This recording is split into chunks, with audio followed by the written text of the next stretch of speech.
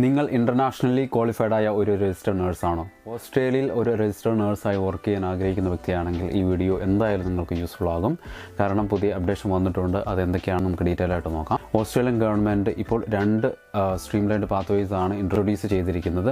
അത് ഓസ്ട്രേലിയയിലെ നഴ്സസിൻ്റെ ഷോർട്ടേജ് കണക്കിലെടുത്ത് ഈ കഴിഞ്ഞ അതായത് സെപ്റ്റംബർ മാസം 2024 ഓസ്ട്രേലിയൻ ഹെൽത്ത് മിനിസ്റ്റേഴ്സ് ആണ് ഈ ഒരു പുതിയ രജിസ്ട്രേഷൻ സ്റ്റാൻഡേർഡ് അപ്രൂവ് ചെയ്തതെങ്കിലും ഇത് നിലവിൽ വരിക ഈ വർഷം അതായത് 2025 ഏപ്രിൽ മാസം മുതലായിരിക്കും. നമുക്കറിയാം ഓസ്ട്രേലിയൻ രജിസ്ട്രേഷൻ പ്രോസസ്സ് എന്ന് പറയുന്നത് ഇച്ചിരി ടൈം എടുക്കുന്ന പ്രോസസ്സാണ്. അതുപോലെ തന്നെ അതിൽ ഒത്തിരിയേറെ ഡിഫിക്കൽട്ടീസും ഉണ്ട്. നമുക്കറിയാം ഇംഗ്ലീഷ് റിക്വയർമെൻറ്റ് ആവശ്യമായിട്ട് വരുന്നുണ്ട്. അതുപോലെ തന്നെ NCLEX RN OSCE പോലുള്ള എക്സാംസ് നമ്മൾ പാസ്സായെങ്കിൽ മാത്രമേ ഈ രജിസ്ട്രേഷൻ നമുക്ക് കിട്ടുകയുള്ളൂ. അപ്പോൾ കുറച്ച് ബുദ്ധിമുട്ടായിട്ടുള്ള ഒരു പ്രോസസ്സിംഗ് മെത്തേഡാണ് ഓസ്ട്രേലിയൻ രജിസ്ട്രേഷൻ എന്ന് പറയുന്നത്.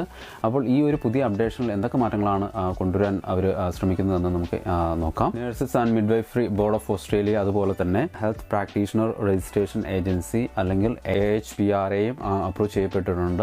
ഈ ഒരു അപ്ഡേഷൻ കൊണ്ട് എന്താണ് അവർ ഉദ്ദേശിക്കുന്നതെന്ന് വെച്ച് കഴിഞ്ഞാൽ ഈ ഒരു പ്രോസസ്സിങ്ങിൻ്റെ കാലതാമസം കുറയ്ക്കുകയും അതുപോലെ തന്നെ എത്രയും പെട്ടെന്ന് നഴ്സുമാർക്ക് ജോലിയുമായിട്ട് ഓസ്ട്രേലിയ പോകാനുള്ള ഒരു വഴി ഒരുക്കുകയുമാണ് ചെയ്യുന്നത്. നിങ്ങളൊരു രജിസ്റ്റേർഡ് നഴ്സായിട്ട് ഇപ്പോൾ UK, അയർലാൻഡ്, USA അതുപോലെ തന്നെ കനേഡിയൻ പ്രൊവിൻസസ് ആയ ബ്രിട്ടീഷ് കൊളംബിയ അതുപോലെ തന്നെ ഒണ്ടാരിയോ, സ്പെയിൻ അതുപോലെ തന്നെ സിംഗപ്പൂർ എന്നിവിടങ്ങളിൽ രജിസ്റ്റേർഡ് നഴ്സായിട്ട് വർക്ക് ചെയ്യുന്ന വ്യക്തികളാണെങ്കിൽ NCLEX RN അതുപോലെ തന്നെ OSCE ഒന്നുമില്ലാതെ തന്നെ നമുക്ക് ഓസ്ട്രേലിയൻ രജിസ്ട്രേഷൻ ചെയ്യാൻ പറ്റും.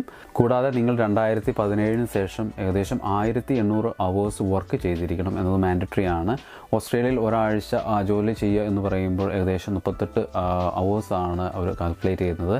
അപ്പോൾ ഇത് കാൽക്കുലേറ്റ് ചെയ്ത് വരുമ്പോഴത്തേക്കും ഏകദേശം നമുക്ക് 1 വർഷത്തെയെങ്കിലും മിനിമം എക്സ്പീരിയൻസ് ഇതിന് ആവശ്യമായിട്ട് വരുന്നുണ്ട്. ഈ പറഞ്ഞ കാര്യങ്ങൾ നിങ്ങൾക്കുണ്ടെങ്കിൽ വളരെയധികം ഈസി ആയിട്ട് നമുക്ക് ഈ ഒരു പാത്വേ മുഖേന നമുക്ക് അപ്ലൈ ചെയ്യാൻ പറ്റും. അതോടൊപ്പം ഞാൻ നേരത്തെ പറഞ്ഞ പോലെ ഓസ്ട്രേലിയൻ പ്രോസസ്സ് എന്ന് പറയുന്നത് ഇച്ചിരി ടൈം കൺസ്യൂം ആയിട്ടുള്ള പ്രോസസ്സാണ്. അതുപോലെ തന്നെ അതിൻ്റെ ഒരു ടൈം ദൈർഘ്യം എന്ന് പറയുന്നത് 6 മുതൽ 12 മാസം വരെയാണ് സാധാരണ ഗതിയിൽ എടുക്കുന്നത്. എങ്കിൽ ഈ ഒരു പുതിയ പാത്വേ വഴി 1 മാസം മുതൽ 6 മാസത്തിനുള്ളിൽ തന്നെ ആ പ്രോസസ്സിങ് നടക്കുമെന്നുള്ളതുകൊണ്ട് അത് വളരെയധികം ഈസി ആയിരിക്കും. അതുപോലെ തന്നെ നമുക്ക് പോസിറ്റീവ് ആയിട്ടുള്ള കാര്യമാണ്.